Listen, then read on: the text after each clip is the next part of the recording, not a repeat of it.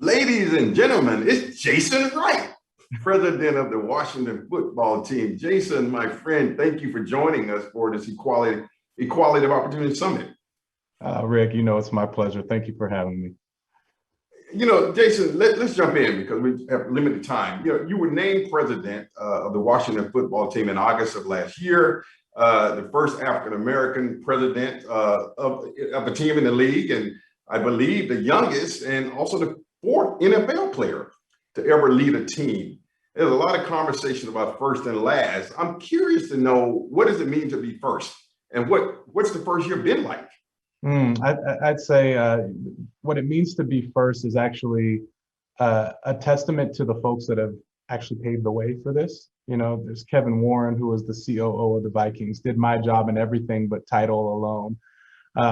Folks that were visible Black leaders for me when I was in the league. My head coach in Cleveland, Romeo Crennel, Rod Graves, who was our general manager with the Arizona Cardinals, people that really drove home the adage that representation matters, and at a subconscious level allowed me to believe that I should be in one of these roles going forward. And in my first year, I've really thought about how my success in this role, first and foremost commercially, but then from a social and community impact standpoint, will pave the way for others to come through that look like me, that come from my background or come from other backgrounds that have not been in these roles before, and kicks the door open, so to speak. And so this first year, the advantage of being in a turnaround situation, in a transformation situation, is that you can make a lot of change quickly. And the first year has been one of bringing in a diverse set of leaders from within sports, from outside of sports, that are innovative, that are thinking about our commercial enterprise differently, that are getting data driven in how we think about our fans and our guest experience, and really trying to become the world-class organization our fans deserve. And we've made good progress. Jason, you think about this amazing milestone, being the youngest and the first African-American, and we kind of see you at the top, but we don't know much about your climb. I think you grew up in greater Los Angeles area, over in Upland, California. As I mentioned, you played the NFL, in the NFL yourself. You and I got to know each other at McKinsey. But one of the things I'm interested in is growing up, how did your early life experience shape your perspectives and your values? And you're being an executive now. Tell us a bit about your journey. Yeah, I might talk about maybe three things really quickly. The first is just sort of the household I was raised in. My dad was a civil rights activist turned entrepreneur. While he was trying to build a business and we didn't have any money, my mom was a flight attendant flying around the world, taking me in the Sky Chef when there was an actual Sky Chef, taking me on sitting with the Sky Chef because we couldn't afford childcare. That wasn't legal, I don't think, but she was doing it just to make ends meet.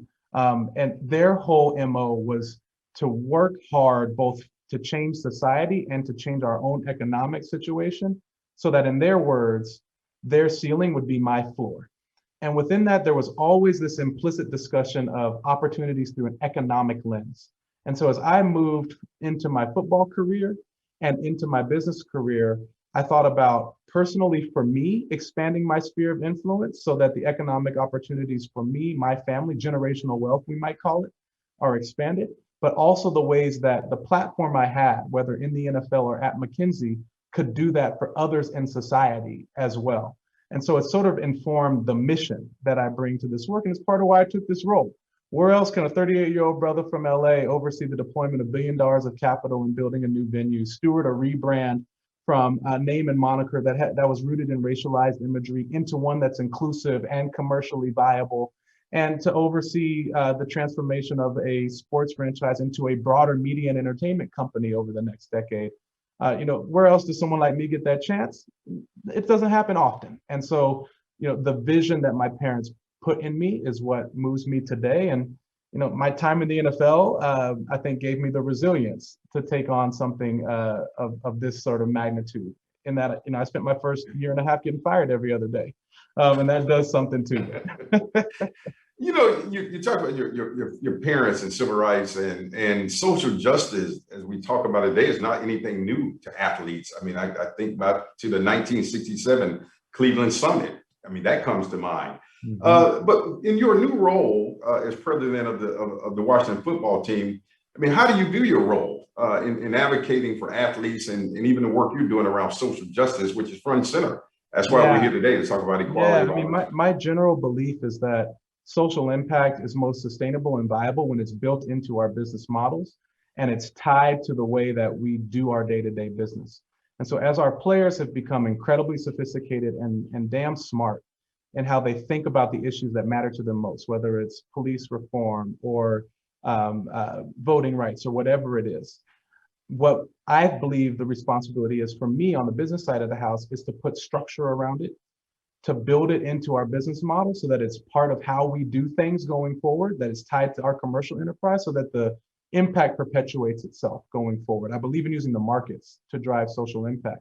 And so what I try to do for our players when they come and they say, hey, we really want to do something related to development of our of under-resourced communities. Well, then when we're thinking about building a new venue, we don't just look at the retail and hospitality complex that we want to build, the 300 plus day a year live events venue we want to build, and we want to do those commercial things.